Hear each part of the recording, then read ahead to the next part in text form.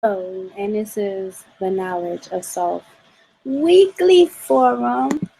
Feel free to come through and, have chit chat with me because we are here to talk about the things that absolutely matter. And the things that absolutely matter are Black lives. I'm sorry.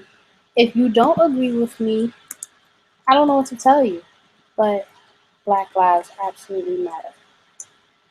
I want to talk briefly about Laquan McDonald because it's really been getting to me because I'm trying to figure out how can you watch somebody just get shot and then say that you don't know whether to indict the cop or not. I'm gonna tell you why. And what I'm gonna tell you honestly is nothing new that you haven't known in the past, is nothing new.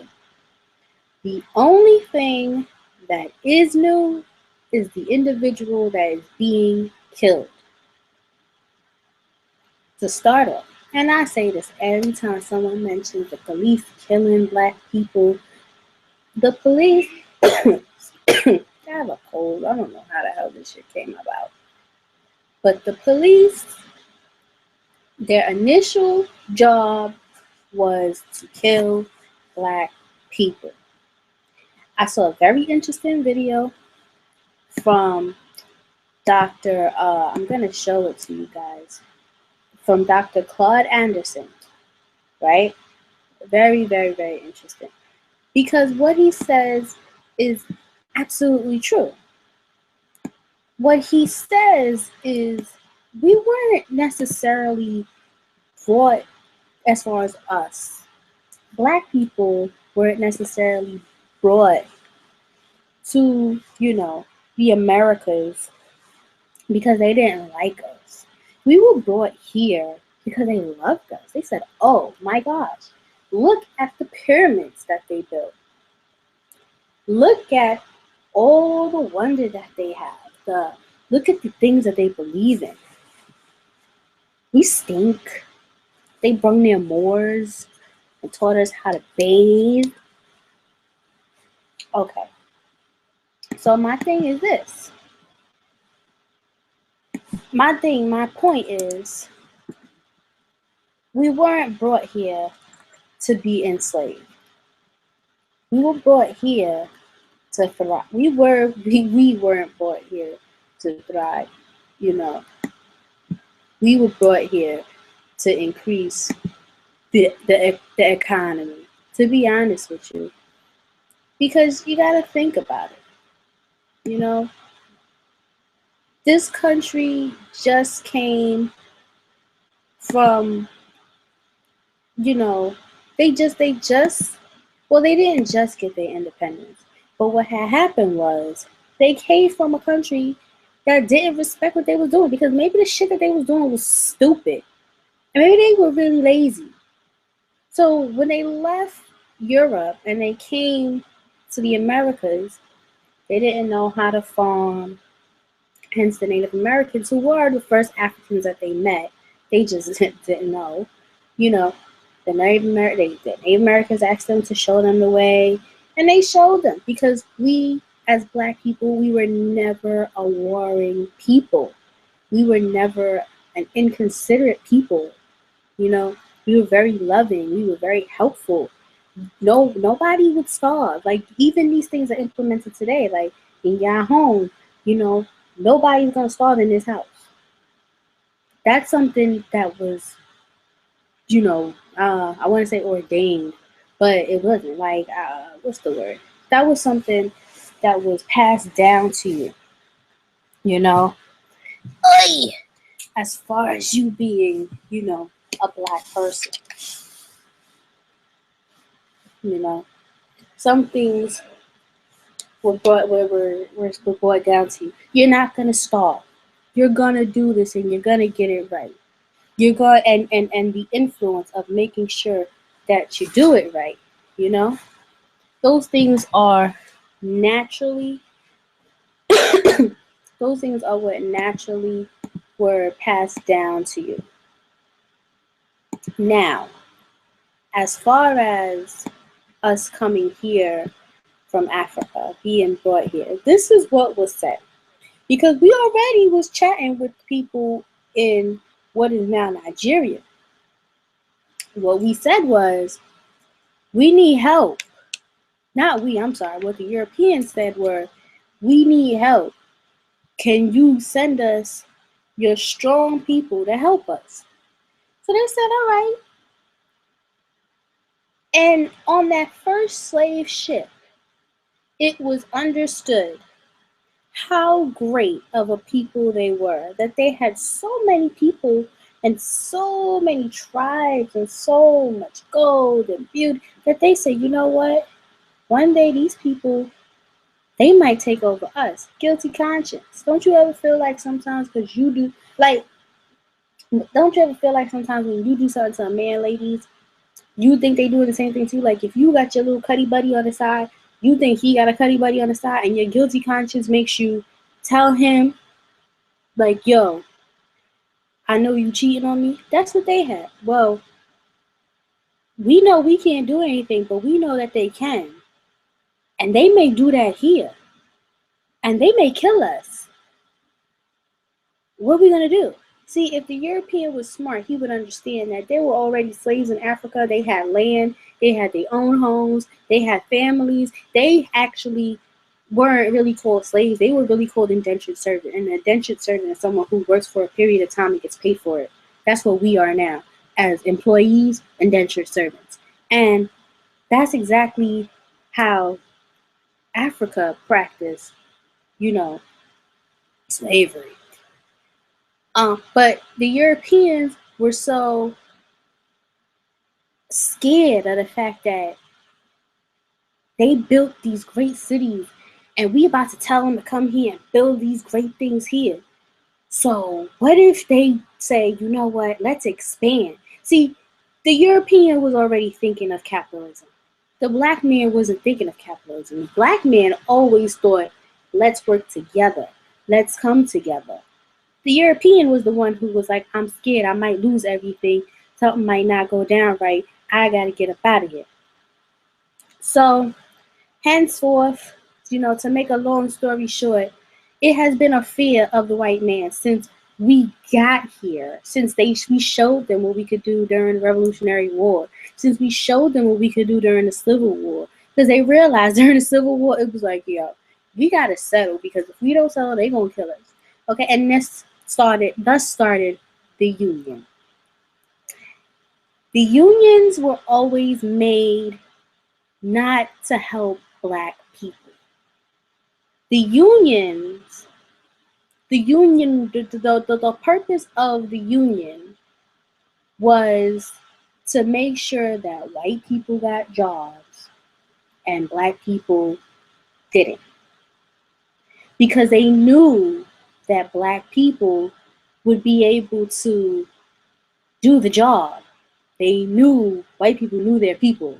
They knew that if we couldn't farm when we got here, we couldn't aggregate the grant, if we couldn't learn the land when we got here, if we couldn't figure out how to make concrete, if we didn't know how to cook, which you still don't know how, you don't know how to cook, if we don't know how to do all these things and these people do, they're going to take over and they're going to make all the money.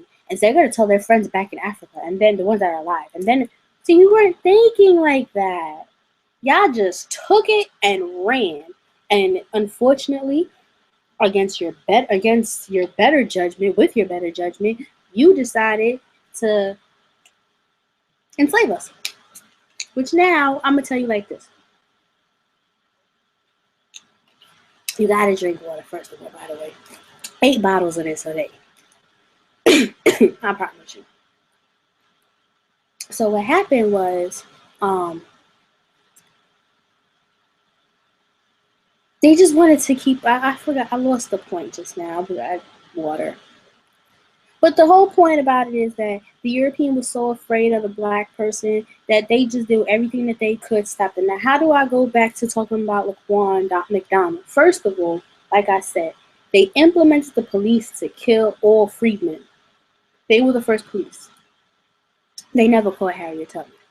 And eventually, as capitalism grew and people made more money, they got uniforms and they wore blue and white. Why do you think in any state the police have to wear a badge? It's the only form of, like, protective government that tells you you have to wear a badge with a number, just like a slave, just like a slave. But you have to wear a badge, and you have to wear dark blue, navy blue, and white. Why the navy blue and white? I don't know. But they all look the same. Anyway, if you look up the police academy and you look up the police, their mission is to kill black people. Why? Because they are the ones who are supposed to protect the government from being overthrown. We had one civil war with the South and the North. There's going to be another civil war. So I apologize. Like, I have this, my throat has been really dry for the last few days. I have no idea what it is. You know what it is? I took my hat off on that nice day on Wednesday. Shit ain't been the same. So Laquan McDonald, I seen this video, and this video bothers me. This video bothers me more than the Sandra Bland. Actually, Sandra Bland, that video could never really, I could never find something that will equate to the anger that I felt when I saw the video, because she's a 28-year-old female driving in her car. I'm a 28-year-old female. I identify. There's no way that I'm gonna look at that and not, understand it. I don't understand why a lot more black people don't get it. Let me get to the point now. So that video, I don't understand why. This is what I don't understand about the video. If he was walking and now he put his hand in the air to show there was nothing, and he probably has something in his pocket, maybe it was his cell phone, because it seems to always be that. Why would you shoot him 16 times? Hold up, here's the next thing. Why is it that a white woman who be in her car can get out of her car, do a little dance, throw her hands up in the air, put her hands in her pocket, take everything out of her pocket, tell the police, fuck you, get back in her car and continue to drive while they are in pursuit? Why she don't get shot? But he got shot 16 times. OD. Not even OD, but like that was just like, bruh. Like, you had intent to kill. What made it even worse is that you had the nerve to go back and try to you try to do all the steps over, like, oh shit, like I killed him. Like, duh, you killed him. So you decided that you was gonna go and erase the video from Burger King. Shout out to Burger King for sitting there and letting the people know that they erased the footage. Like, shout outs to them, because it's like that whole thing is just mind boggling. Like, I just don't understand. I really don't. And if it seems like I'm like looking at other things, because I'm trying to find this video, because I saw this video today and it's absolutely true, from Dr. Claude Anderson. Now let me tell you about Dr. Claude Anderson from the little bit of research that I've done. I think me and this brother came from the same tribe. Yes, we did. I believe we came from the same tribe. Because what he is saying, in my opinion, in my experience, is very true. The system that he has set up for, black people to strive in this crazy ass world, I believe is true.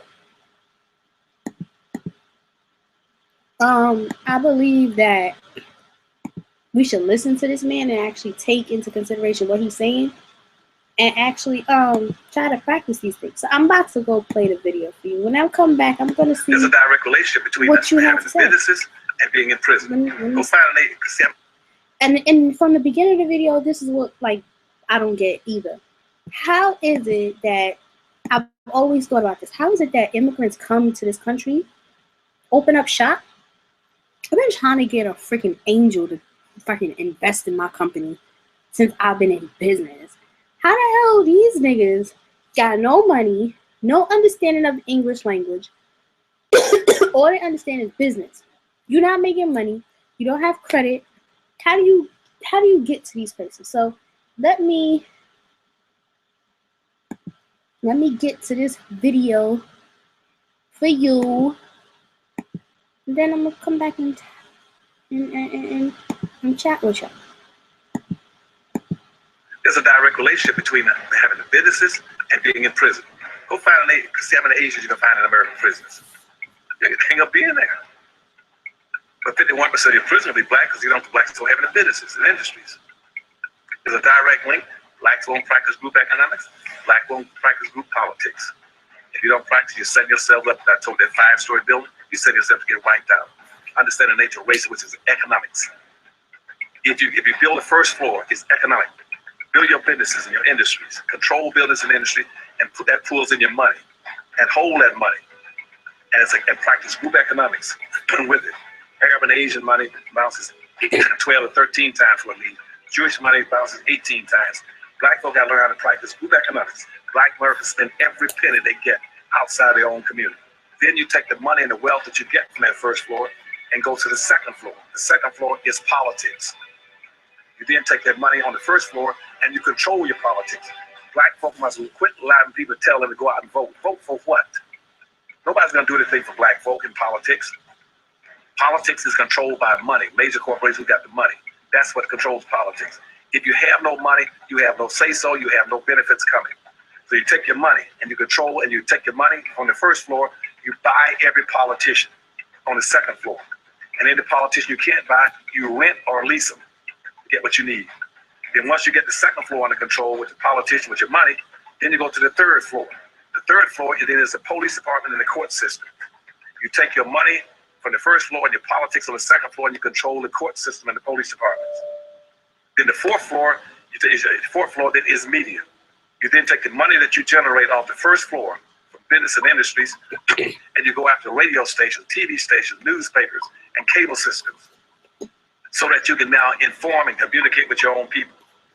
Right now, black folk only control less than 35,000 of 1% of the media in the United States. Out of 12,000 radio stations, black folk own about 75 to 80. That's all. You own no cable system. Okay, so let me just stop here because the video is pretty lengthy. Hi, I'm back. Did you miss me? The video is about 8 minutes long. It's not really that long, but I just want you to see that particular point because as a business owner, you know, the main thing that you want to do is you want to generate money. And some people go into business to make money, which is what you're supposed to go into business to do. But there has to be a cause. There has to be a cause to what you're doing. You can't just I can't honestly, in like this year, I don't honestly feel comfortable with my company if it doesn't have a cause that is meaningful. Hence why I am not at DTF Radio. Now, ain't nothing wrong with the brown man over there. I ain't got no problems with the brown man over there.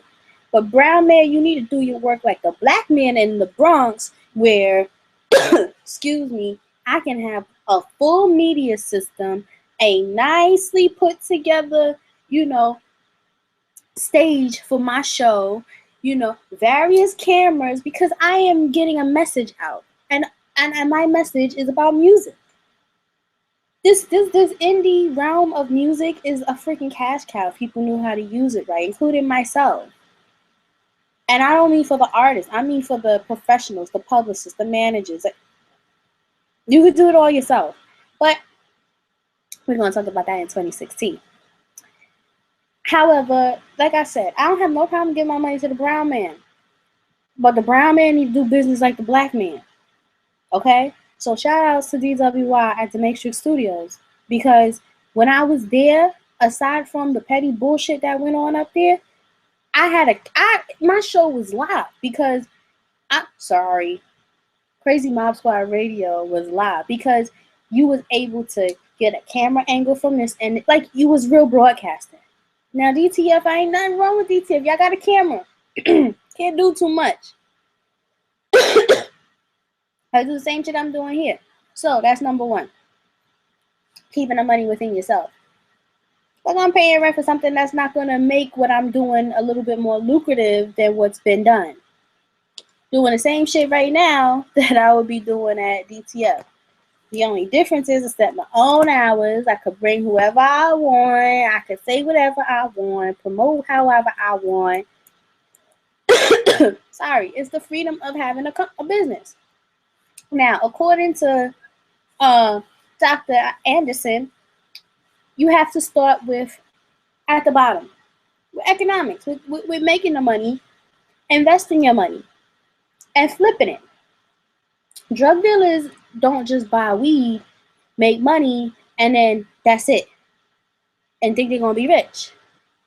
They buy bud, they break it up, they resell it, they keep a profit, and they go and buy more, and they do it again and again, and they make money. Now, if you a good bud man, you're saving your money 3 times.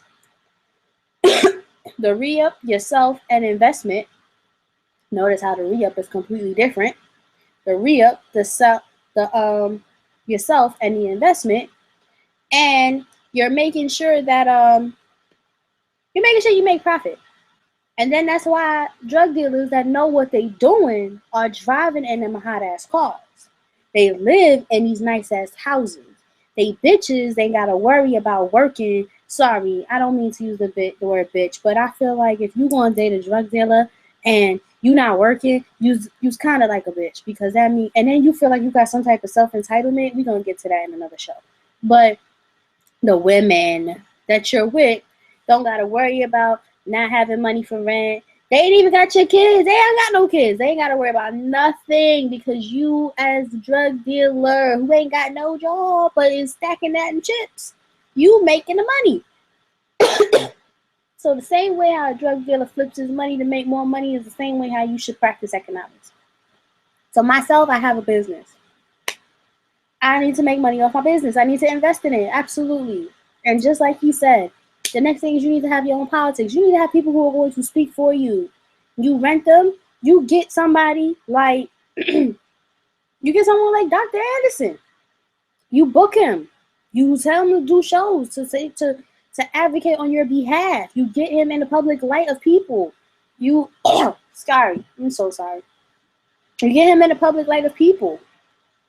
You get him to advocate for your cause. Again, you cannot have a business without having a cause. You have to have a reason why. You have to have a way of giving back. You know, corporations, they really don't have that morality to give back, but black people do. And that's why we succeed in most of the lit businesses that I have seen so far. They're not corporate, but they are on the startup level still. And they give back. Jay-Z don't care what charity he give back to. He just give back because it's a good write-off. Hence why you should always have a cause. Because if you have a cause, you have something you're working for. When you have something you're working for, you will get paid for your good endeavors.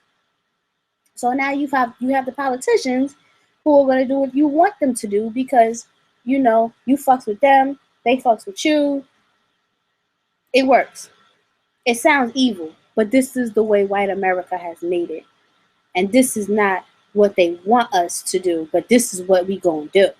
So the next thing is you get the police and you get the courts. Now, I'm gonna tell you from my experience right now, I had the pleasure of sitting and meeting Supreme Court Judge Robert, gotta forget his last name. But let's call him Robert because the shit that was going on, like, first of all, A lot of these people who have positions like judges, they don't know how to speak to people. And when they don't know how to speak to people, you can tell how weak they are. When you can tell how weak they are, you could tell the type of shit they do in office. You can see where it is you can have that flow. When I mean that flow, how you get in where you fit in. I don't mean fucking to get to what you need to get done, but I mean knowing how to speak to somebody to get what you need to get done. And he's a judge. He's a civil court judge in the Bronx. And we can talk about that on another show in 2016 too. But you get to know people like him. You take his card, you talk about certain things that you want to address and fix. You give these people the confidence to advocate for you. It's a business plan. Once you can do that, then you can actually get the police department that way, because it's all about money. And if you flip your money the right way, money talks and bullshit walks. Yeah, can black people own a police department? Yeah, if we have enough money. You know how much money they're going to jerk us for? Let them jerk you for the money. You compare the numbers of black people that they killed with the amount of money that they want, and I bet you negotiations will fly, especially if you got the politician in your corner. And lastly, when you have the media, TV and radio, and of course you recording everything because you don't trust nobody because niggas are snakes out here. You know what I'm saying? You just go, I ain't mean to say it like that, but you know, these white devils are snakes out here. So you just sit there and you replay it back. I went to see the police commissioner at 1PP, and I went to tell him about this, and I even put a proposal on the board for him. This is what he had to say. Why you can't play it? We could play the videos that these rappers out here be doing, and the audio from Chris Brown beating up on Rihanna, but we can't play these politicians. Nah, fuck that. Fuck that. And this is why there will be a revolution, because once information like this goes into practice, and someone like me is telling you, Mr. White Man, what to do, and you ain't feeling it, and you like, oh shit, this is a black woman, because you know when the black woman comes, that's when the confidence of the black man comes in. Oh shit, you leading this? Oh no, you gotta go. Oh really? I gotta go? And organize and have your own police system as well. Okay, look at Cookie from Empire. I mean, she slept with the enemy, but she had the hood come and hold it down. She hired the hood to hold it down. The gangsters that kidnapped her son to come hold it down. That would do a better job than getting a police permit. We got our own police. Boom, bada boom.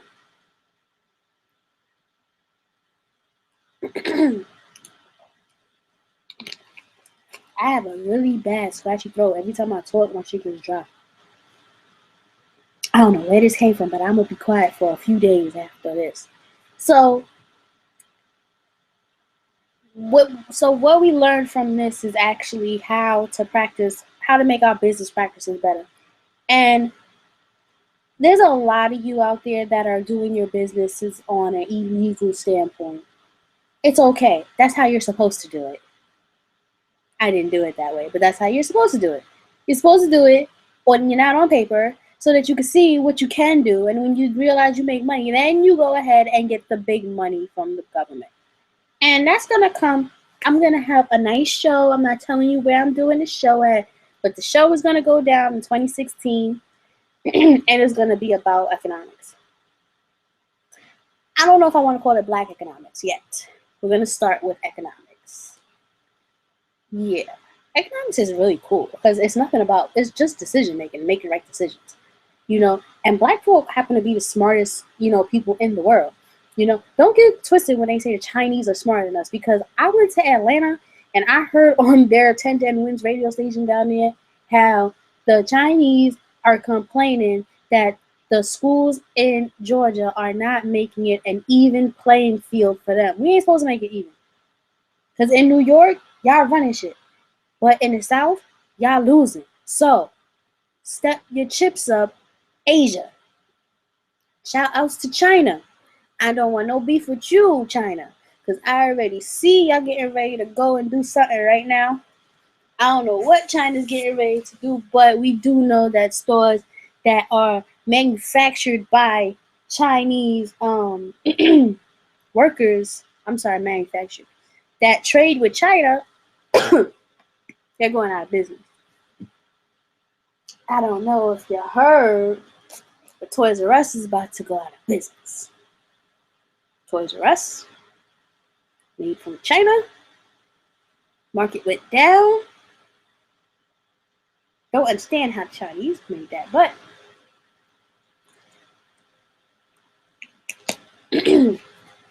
okay.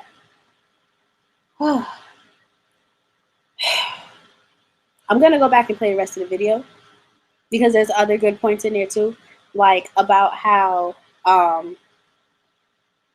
like about protesting. Like I'm gonna skip to that part because I need to get a bottle of water.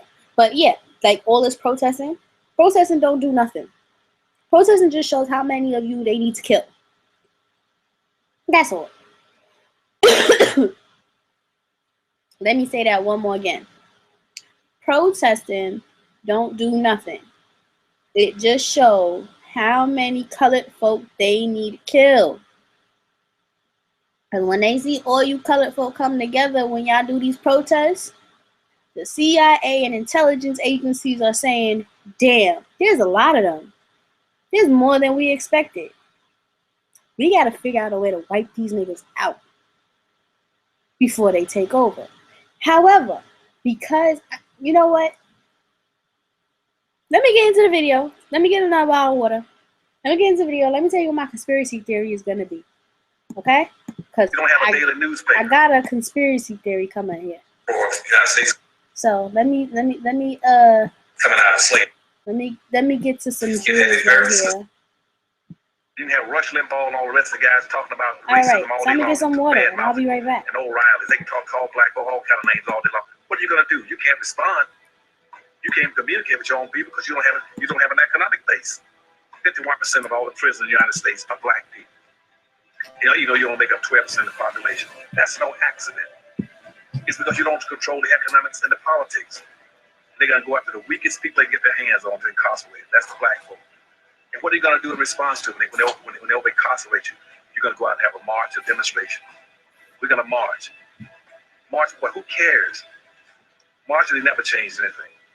First came out of slavery, blacks were relatively successful because they understood the importance of one thing, and that was to learn how to own and to control, get resources, because that was the whole purpose of slavery. Slavery was basically to maldistribute almost 100% of all this nation's wealth, resources, privileges, and controls of all levels of government into the hands of the dominant white society. It was very effective. It did an excellent job. And when slavery came into existence in the 1500s, it had a very specific purpose. Slavery was an economic issue, not a social issue. And so black folk learned that even as slaves, they might not have been well educated, but they weren't stupid. They figured out that he who owns and controls has the power. And so when slavery ended in the 1860s, by 1866, at that point in time, they learned something else from the radical Republicans who came out and said that black people in America can only be one or two things. Either you're going to be slaves or you're going to be free. To be free, you must minimally, these blacks must minimally, 5 million, almost 5 million blacks must minimally have 40 acres of mule and $100 given to them coming out of slavery if they're going to play this game. Because at that time in slavery, black folk were the primary generators of wealth on the earth. This country had invested over $8 billion just into slavery. That was more money than all the businesses and all levels of government put together. And black folk as slaves, they knew the importance of wealth and owning and controlling. And they wanted that 40 acres and a mule and $100. And Congressman Thaddeus Stevens, Charles Sumner, and Benjamin said that on the floor of the United States Congress in the 1865 Civil Rights Law. Give black folk 40 acres of mule and $100. And Andrew Johnson came, he became the president after Lincoln's assassination. He killed the bill. They came back again in 1866 again, saying black folk have to have resources to be able to compete. And then later on, they converted that to the 14th Amendment in 1868. But in the meantime, black folk left slavery, not owning, controlling anything. Black folk left slavery after 400 or 500 years, penniless, poor, disorganized, no religion, no clothes, no food, no animals, no home, no land, no tools, no weapons, nothing. And white folks told them, go out there and compete. And unfortunately, our leadership didn't understand that. You cannot compete not owning anything. But a few blacks got the word. They said, what we got to do is try to get some of that land and 40 acres in a view. And slavery was affirmative action. Slavery was affirmative. Okay. So hello. I came back. I had some warm water. Let me school y'all something, okay? My cousin, my favorite cousin ever. Love her to deathy. I get a little ignorant, like silly at times. But my favorite cousin, she always says to drink water. So you're supposed to, I forget how much it is. I just know that this bottle is 2 glasses of water. And I need to have 8 of those. I'm on my 4th one as of 2:45. So, I just thought of something when I came back and listened to that part of the video, and what I realized is that how these bills get amended, to keep us out, and I can't help but constantly think that, like, when are we gonna leave this country? Because I really just thought about America right now, and America is full of dumbasses. The white people are dumb. The Japanese and the Chinese women. Now, the teenagers, the young ones, do you not realize that they come here only to have fun? They work in a nail salon. But you be seeing them dressed up like the girl who do my nails, Tina, right? If you go and see Tina always looks like she getting ready to go to the club after she finished doing somebody filling. The Chinese and Japanese and Koreans, they laugh at us because we don't take no pride in nothing. Like, everything is a big fucking party. And granted, I am guilty of always wanting to be the one everyone laughs with. But in all honesty, like, I'm growing. Like, I'm a business owner. I work with people's children, I work with other businesses. There comes a time when you have to get ready to take things serious. And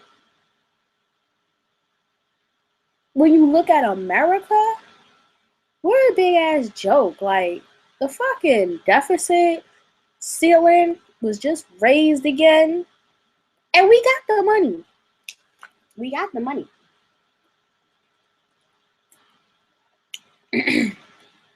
We got the money.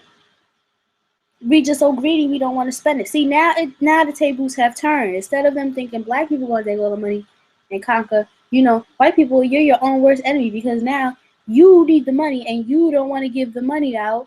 And now the shit that you feared is getting ready to happen. We need to go back home. We need to go back home. Where is home?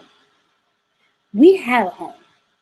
Black people could go anywhere in this earth. We could even stay in America if we did the things that were necessary to build a government here. We would have to, I'm not scared.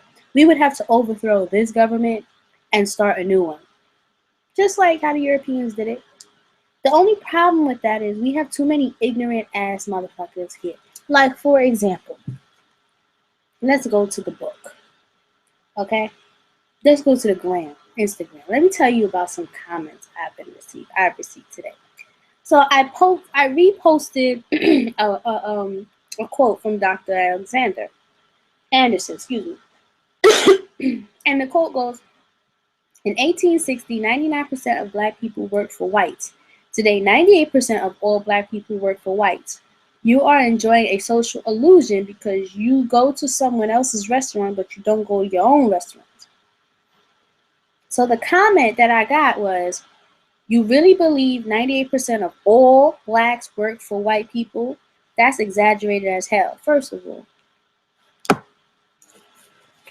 right now, I'm going to name all the businesses that are in part of me doing this right now.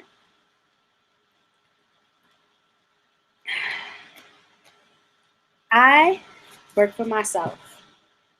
I am broadcasting for myself, so I work for me. However, I need Google, who is owned by a white man, to broadcast this.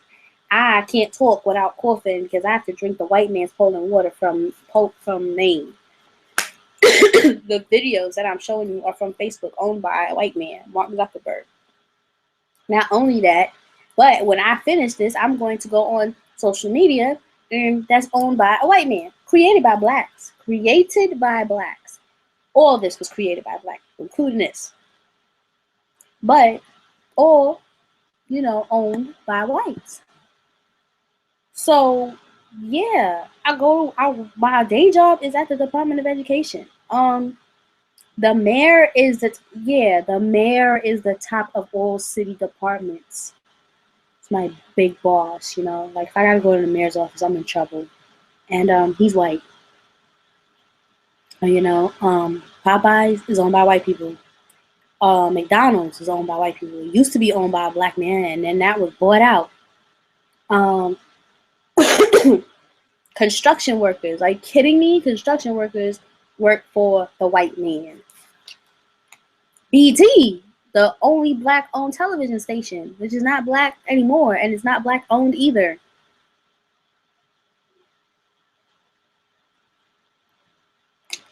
What else?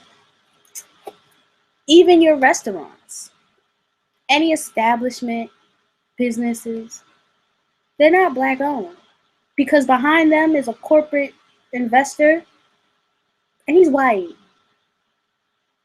Maybe I should do this to talk about that. No, I think I'm gonna save that for 2016.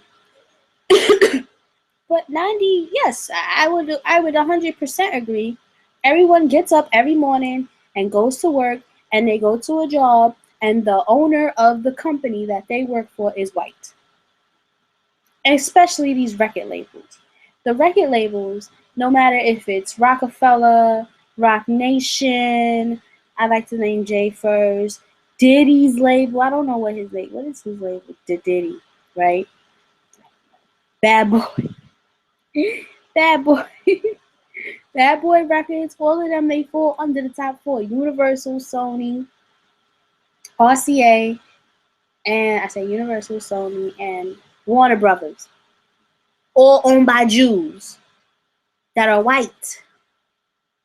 So I want you to, I would like someone to tell me, a company that is 100% black owned with black workers, or black owned with white workers. I want to know a black owned business that is doing it right now, so I could go and talk to them and be like, listen, I want to tell you my views about, because there ain't none.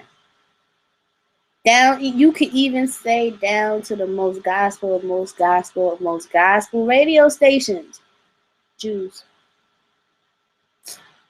So there's 8 minutes left, and like I said, I love to talk about economics and how to make money, move. But I have books to do. Yeah, I'm being somewhat of a sub accountant right now. But that only means I don't have to. Well, I have a head accountant, but I could be the sub one. But I'll be hiring myself, and I am looking to hire more people. The only problem is I'm tired of you motherfuckers feeling like you owed something for work that y'all don't put in. Like I don't like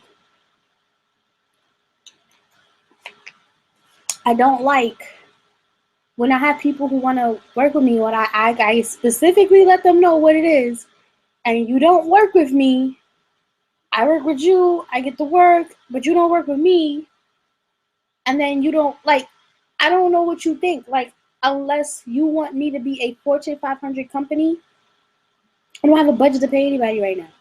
So you have to work with me to help build that budget.